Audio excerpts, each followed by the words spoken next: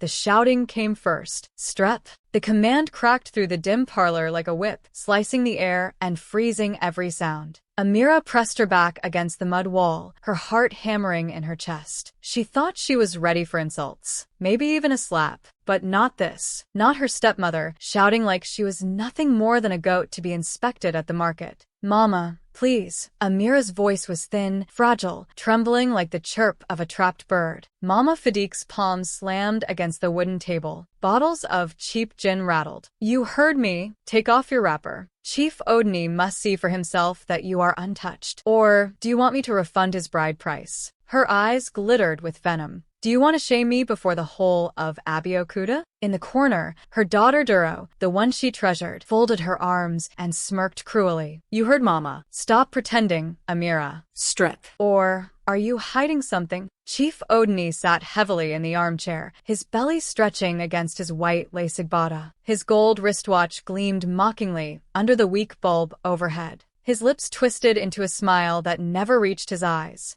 Leave her, Mama Fadique. I'll find out for myself tonight. But I like your spirit, ensuring your in-laws are satisfied. Virginity is priceless, and I paid heavily for hers. The words made Amira's stomach churn. Her throat tightened as she whispered, I won't. The slap came before she could finish. The sting blinded her with tears. Mama Fadique leaned close, her breath hot with palm wine. Ungrateful witch, since your useless mother died, have I not fed you, clothed you? You dare defy me? Her voice dropped lower, colder. Do not call me Mama. Your mother rots in the ground. I am your owner now. Strip, or I will tear the clothes off you myself. Chief Odni leaned forward, licking his lips. His gaze swept slowly over Amira's trembling frame. Enough talk. Let the girl prove herself. If she's not clean, Mama Fadique, you will return every kobo with interest. Duro laughed. Do you hear that, Amira? Better strip before Baba Odni drags you like a goat in the market. Amira's knees buckled. Humiliation burned hotter than fire. Her arms wrapped tightly around herself. Please, I can't.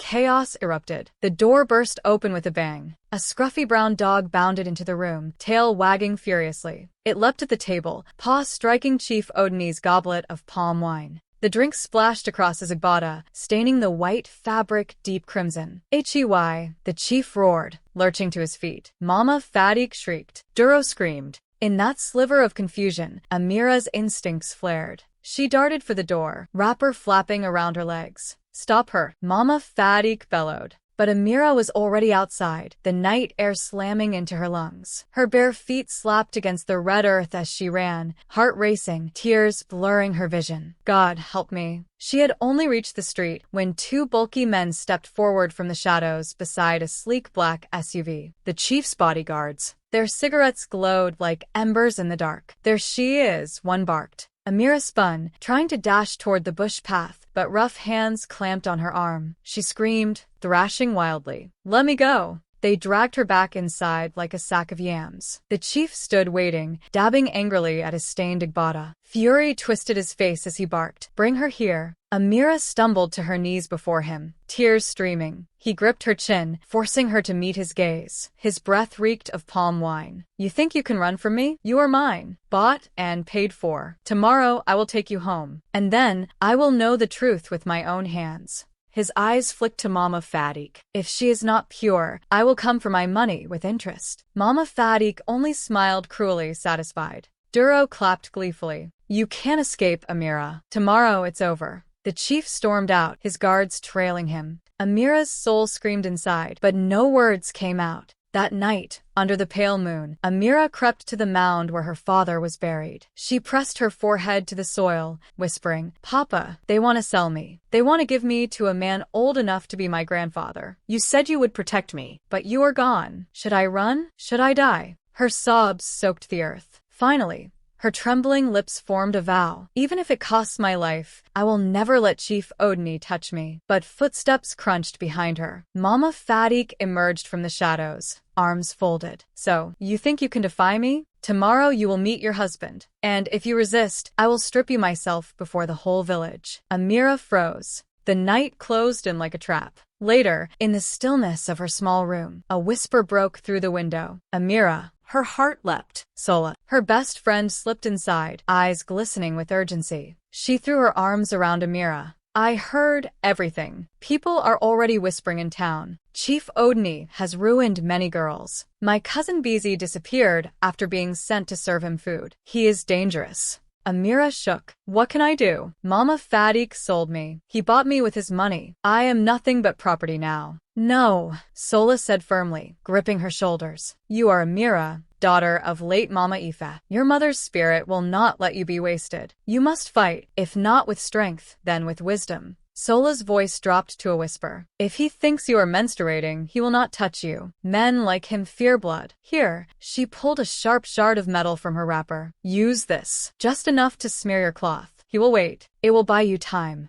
Amira recoiled. You want me to cut myself? Do you want to live? Sola's eyes burned. Better a little blood of your own choosing than his violence. Outsmart him. Like your mother used to say, wisdom is sharper than the sharpest knife. Before Amira could answer, Mama Fadik's pounding came at the door. Who are you talking to? Sola vanished back through the window, leaving the shard in Amira's palm. Mama Fadik barged in, suspicious. Amira bowed her head. I was praying. Pray all you want, her stepmother sneered. It won't save you. But Amira's fingers pressed against the shard hidden in her wrapper. The next morning, a black Mercedes honked arrogantly outside the compound. Chief Odni had come. Mama Fadik shoved Amira into a lace gown and dragged her out. The chief stepped from the car, his agbada gleaming with gold embroidery, his heavy chains swinging across his chest. His lips curled in satisfaction. My beautiful wife, he said, voice thick with pride. At last, you are ready. Amira's stomach twisted, but she kept her eyes lowered.